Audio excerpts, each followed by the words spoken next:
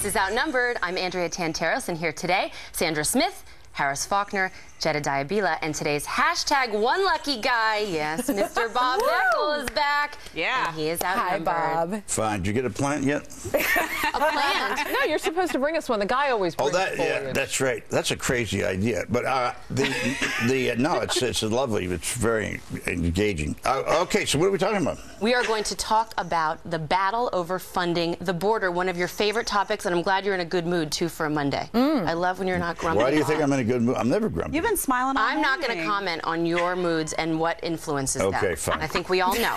It's good to have you, by the way. Sticker shock, Republicans stepping up their opposition to President Obama's request for nearly $4 billion to fix the mess at the border, where for months tens of thousands of children are pouring into the U.S. illegally and unattended. Overwhelming border agents and local communities, Republicans like Texas Governor Rick Perry, whose state is at the center of the crisis, saying that there are much less expensive measures, starting with securing the border, while Arizona Senator John McCain saying that there needs to be a clear message sent to stop this massive influx of illegals right now, or the U.S. will have to cough up billions year after year to fight this problem. The president doesn't have to have this big amount of money. He could pick up the phone today, call the DOD, and direct them to have those 1,000 National Guard troops on the border. There has to be a halt to this. That's what we want. And the best way to do that is for plane loads of these young people to be returning to the country of origin, and their families who have spent as much as a year's salary paying these coyotes.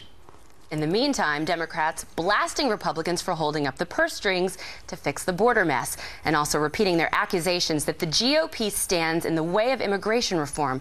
Congressman Luis Gutierrez, a member of the Congressional Hispanic Caucus and one of the staunchest advocates of a bill to ease the path of immigration for millions of illegals, saying Republicans are being, quote, small and mean-spirited when it comes to the issue.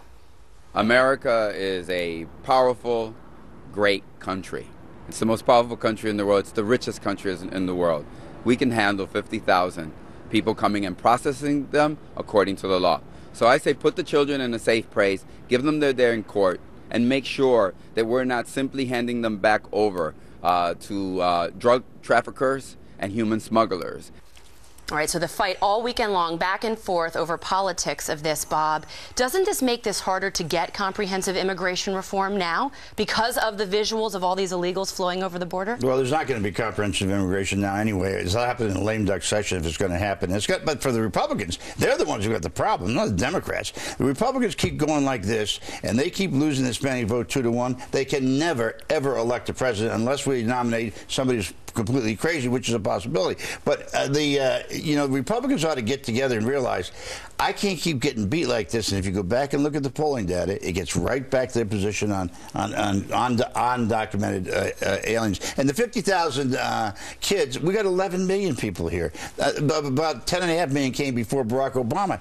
We got to get this thing worked out. Why we can't take care of kids? And by the way, it's on the Homeland Security bill. It'll pass. How about the protesters in Chicago right now who are saying that we have these unbelievably high rates of violent crime in the city right now? They're protesting that the president and his administration wants to spend billions of dollars helping these illegal children when he's not even helping out one of our own cities. I've seen the film clips of it all, the tears all across major urban areas in America, and it's not hard to find somebody who's going to say something like that. In Chicago, the Republicans go on and on about it's gang warfare over drugs. You know as well as I do. What Sandra's referring to, I believe, is the Reverend Jesse Jackson. Because that's actually who said it. You can't throw this just across the fence to the Republicans. I mean, it's coming from within the Democrat Party. No, I'm talking about, and my guess is most of those people you see there are Democrats. And Jesse, there's not been, when 5 people gather, Jesse has got to be there because it's just, and I know Jesse for years. I actually don't want to go into Jesse Jackson. I want to stay on immigration and the politics of this. Jedediah, is it so bad, though, that Republicans are asking this question? Now, Bob seems to say they're going to be painted as xenophobic and anti-kids, but the numbers of Americans who are against immigration now because of what they're seeing. This may actually help Republicans in a midterm. I think it will help Republicans. People want the border secure. And, you know, everyone's saying, well, Republicans are small and mean-spirited. No, it's small and mean-spirited to allow this situation with these kids to go on again and to not do something to make sure that this doesn't happen again. So let's say we keep all these kids here. We don't send any of them back. What kind of message does that send? Are we going to be spending more money next year to address the same problem over and over and over again, Bob? Well, how much more money can you spend on this border? You keep saying we got to build a border, secure border. They're building it every day. We spend billions of dollars a year. What about sending the National Guard in, as Rick Perry is saying? Why is that not a priority for the administration? Why doesn't Rick Perry send in the Texas State Police? Rick Perry's got a big mouth, and he's been down there 3 times. He's there looking at it. He's there now because cameras are there. The president. The president is not there looking at it. Rick Perry is if I were his political advisor, I wouldn't have him down there either. Sandra, bad picture. Doesn't this bill arguably incentivize people to come over the border? Because President Obama seems to say he wants these kids fast-tracked. This is all about fast-tracking them through. Doesn't that send a message to these countries?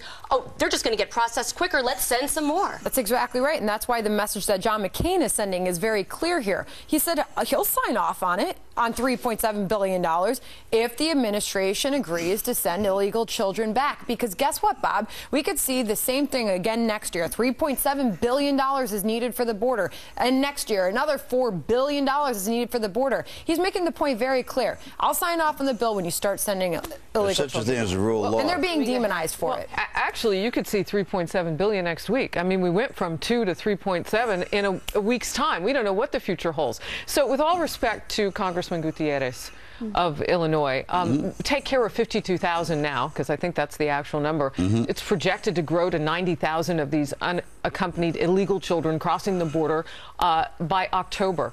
So if we're in a lame duck session, if you do the math on that, that would be 250,000 children by the time we get a new president. Can we afford that? It's not going to happen. B, there's one thing Obama... How do you know it's not going to happen? Because it is a short... Listen, first of all, these few kids come most from El Salvador and Honduras. Guatemala. And Guatemala, all of which are dangerous places for children to be. They've got this notion... There are a lot of dangerous places. Compton is a dangerous place for American kids. Yeah, that's right. Are we supposed to take every child from every dangerous place in the world? We should take any child that gets across this border and that needs help. Look, these kids, until they're 18 years old, if they can't be taken care of by their parents, then it's our responsibility to feed them, house them, give them an education. And if they can't pay for it, we pay for it. So, Bob, are we only going to do it for Central America? Because, you know, having been to Africa, there were a lot of kids there. Having been to Asia, there were a lot of kids there. Are we going to do this for every child? Well, our heart bleeds. We're the most generous people on the planet. Has everybody stopped to think about where these kids are coming through Mexico? The Mexicans let them come through, right? Why not Obama call Honduran president, El Salvador, Guatemala, and the Mexican president say, enough? Why not? Why hasn't he? He should. That's my advice. Why not charge it against the aid that I know what you're doing. Because I know I'd say you take the aid away if they don't do it. You and other Democrats are trying to paint this picture. Oh, the kids, the kids, the kids, the kids. I'm sad for the taxpayers and the kids who are American citizens who are going to be suffering in these classrooms when these illegal immigrant children are flooding these classrooms. I'm sad for the inner city kid who can't get the funding that he needs because funding is going to other kids. I mean, Bob, it's all politics. And President Obama is being so passive-aggressive with this. If he doesn't get his immigration reform bill, he keeps the border open, and then he makes us look like we don't like You have a party where every year opposed money for inner cities? Are you kidding me? Come on. You're playing politics with this. Perry's the ultimate politician. He's not very smart doing it. And I mean, this is about politics. Why did Obama not go to the border? If I'd advised him, I said, don't go to the border. It's a bad year to have a picture with a bunch of kids in a place like that. You just said a few minutes ago, you just said there's such a thing as a rule of law, just a few minutes ago. Yep. That's what we're saying. We're saying that there's a process. The rule of law says these kids have a right to go through a legal process. That's what the law says. There is a process legally whereby people should come here. You keep people here illegally who follow the process incorrectly. You're sending a message to everyone in those countries. Keep doing what you're doing. And don't worry. Countries. America has your back. And you know what, Bob? We're broke. We can't afford this. The really states can't afford it. We're not broke. The law says once you get in here, once you're here, illegally, it's a bad idea, but you got in here. At that point, you have a process. So should we incentivize more of that? Just keep making that happen. We talked about fast tracking. Right now, there are so many of these children that they're looking at a wait period of 585 days for a court hearing. That is about as slow fast tracking as any. Can you imagine trying to keep up with these kids after 585 days? Yeah, but what do you do in the meantime? You take away their right to have a trial? Why well, not? You can return them. Why not? I mean, Dr. fix the Keith law in the Adler book? said It's put a very doctors on simple buses and take them solution home. to a very complex problem. All you have to do is change the law, that 2008 law, the Bush law on trafficking, to apply to Central American children. The same provision that applies to Mexican kids. Why aren't they doing that? I think that's an interesting idea. I think that's a good idea. I think you'd also Why does it start have to come from me, though? Why can't it come from the President Well, of the because United one, the States? Republicans never come up with an idea for Hispanics or minorities That's in not their true. life, Republicans have except the old Republicans did. Republicans have said we will talk about all these issues with you, but we want to secure the border first, and Democrats will not do that. All right, They we've will got a not bill. We've got a bill prioritize that. passed. Let's let the Republican House, those yahoos, get together and they want to debate. They want to debate on this bill. There's a bill there. They refuse to bring it up.